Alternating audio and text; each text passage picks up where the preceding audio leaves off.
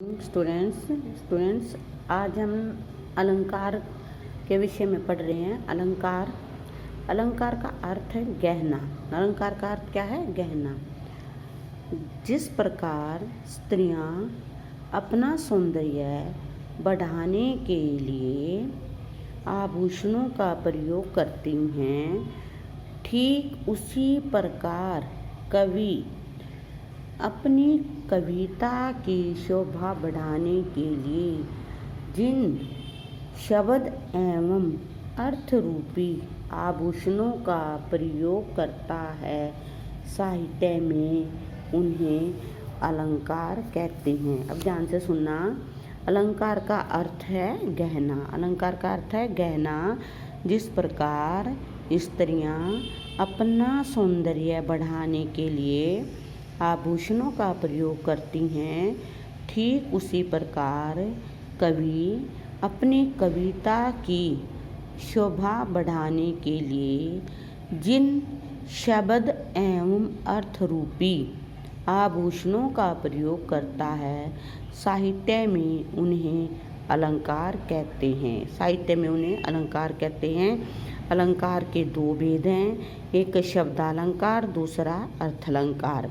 जो शब्द अलंकार हैं ये 8th 9th क्लास के स्टूडेंट्स के लिए सिंगल शब्द अलंकार का प्रयोग होता है, और 10th से 12th में हम तब जाते हैं तो दोनों अलंकार होते हैं। तो ये आज हम शब्दालंकार के बारे में पढ़ रहे हैं। ये अलंकार शब्दों में चमत्कार के कारण उत्पन्न होते हैं। कौन से शब्दालंकार किसके कारण उत्पन्न होते हैं? जो शब्द होते हैं उनमें चमत्कार के कारण उत्पन्न होते हैं। ये अलंकार शब्द की ध्वनि पर आधारित होते हैं। शब्दालंकार किस पर आधारित होते हैं? जो शब्द हम बोल रहे हैं उससे जो ध्वनि आ रही है उस पर आधारित होते हैं। इसके अर्थ पर नहीं, शब्द पर आधारित होते हैं, अर्थ पर नहीं। जैसे अनुप्रास, यमक, श्लेष आदि अलंकार शब्दालंकार हैं। अनुप्रास, सबसे पहले हम जो शब्द अलंकार है उसमें अनुप्रास को लेते हैं। अनुप्रास जब काव्य में किसी एक वर्ण की बार बार आवृत्ति हो। किसकी? एक वर्ण की।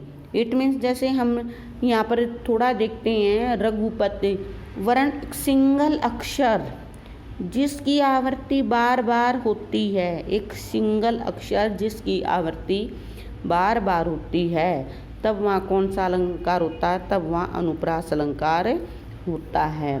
जैसे चारु चंदर की चंचल किन्ने, तो किसकी आवृत्ति है? वर्ण। वह कौन से वर्ण की आवृत्ति है? च की। कौन से वर्ण की आवृत्ति है? च की। देखो, चारु चंदर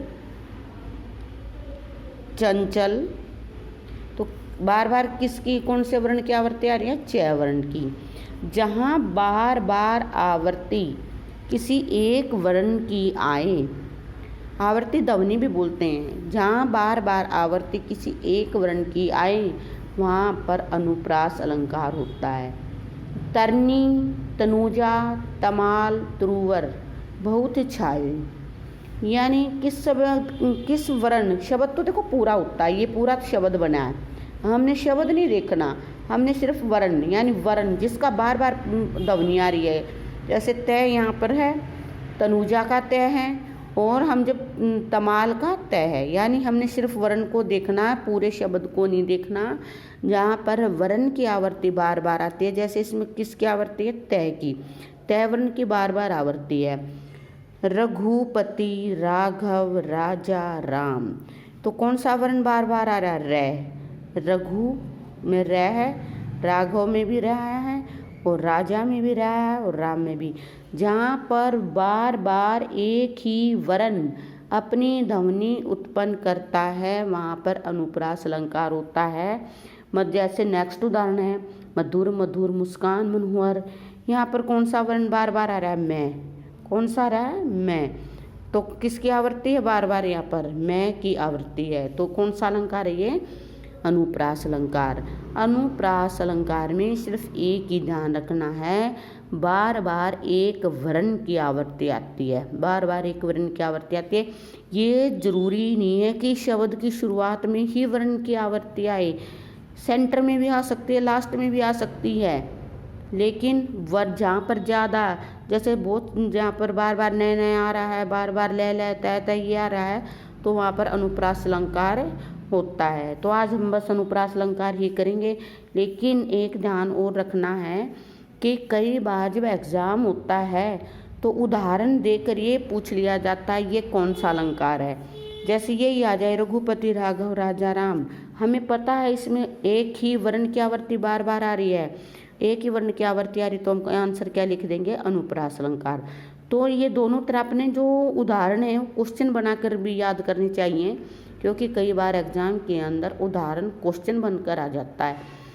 तो डेफिनेशन आ जाती है, अकेले अनुप्रास अलंकार की आ सकती है, अलंकार की डेफिनेशन आ सकती है, शब्दालंकार की आ सकती है। इसलिए प्रत्येक पार्ट को विद डेफिनेशन और उदाहरण को क्वेश्चन बना के याद करें। ओके।